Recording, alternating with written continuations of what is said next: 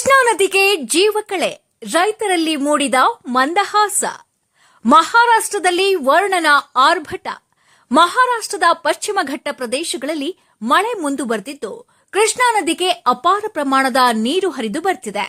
ಹಿಪ್ಪರಗಿ ಜಲಾಶಯ ಭರ್ತಿ. ಬಾಗಲಕೋಟೆ ಜಿಲ್ಲೆಯ ರಬಕವಿ ಬನಹಟ್ಟಿ ತಾಲೂಕಿನ ಹಿಪ್ಪರಗಿ ಜಲಾಶಯಕ್ಕೆ ಮಹಾರಾಷ್ಟ್ರದ ವಿವಿಧ ಭಾಗಗಳಿಂದ ಭಾರೀ ಪ್ರಮಾಣದ ನೀರು ಹರಿದು ಬರ್ತಿದೆ.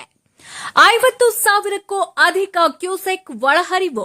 ಪ್ರಸ್ತುತ ಹಿಪ್ಪರಗಿ ಜಲಾಶಯಕ್ಕೆ 50,000 ಕ್ಯೂಸೆಕ್ಗಿಂತಲೂ ಅಧಿಕ ಪ್ರಮಾಣದ ನೀರು ಹರಿದು ಬರ್ತಿದ್ದು ಕೃಷ್ಣಾ ನದಿಯ ಒಡಲು ತುಂಬಿಕೊಳ್ಳುತ್ತಿದೆ. ಈಗಾಗಲೇ ಸುರಕ್ಷಿತ ಸ್ಥಳಕ್ಕೆ ಪಂಪ್ ಸೆಟ್ಗಳು. ನದಿಯಲ್ಲಿ ನೀರಿನ ಮಟ್ಟ ಕ್ಷಣಕ್ಕೂ ಏರಿಕೆಯಾಗ್ತಾ ಇರೋದ್ರಿಂದ ನದಿ ತೀರದ ರೈತರು ತಮ್ಮ ಪಂಪ್ ಸೆಟ್ಗಳನ್ನು ಸುರಕ್ಷಿತವಾಗಿ ಹೊರಗೆ ತೆಗೆಯುತ್ತಿದ್ದಾರೆ. ಬರದ ಆತಂಕ ದೂರು, ಜನರಲ್ಲಿ ನೆಮ್ಮದಿ. ತೀವ್ರ ಬರದ ಆತಂಕದಲ್ಲಿದ್ದ ಉತ್ತರ ಕರ್ನಾಟಕದ ಜನತೆಗೆ ಹಾಗೂ ರೈತಾಪಿ ವರ್ಗಕ್ಕೆ ಈ ಜಲವೈಭವ ಕೊಂಚ ನೆಮ್ಮದಿ ತಂದಿದ್ದು ಅನ್ನದಾತರ ಮುಖದಲ್ಲಿ ಮಂದಹಾಸ ಮೂಡಿದೆ.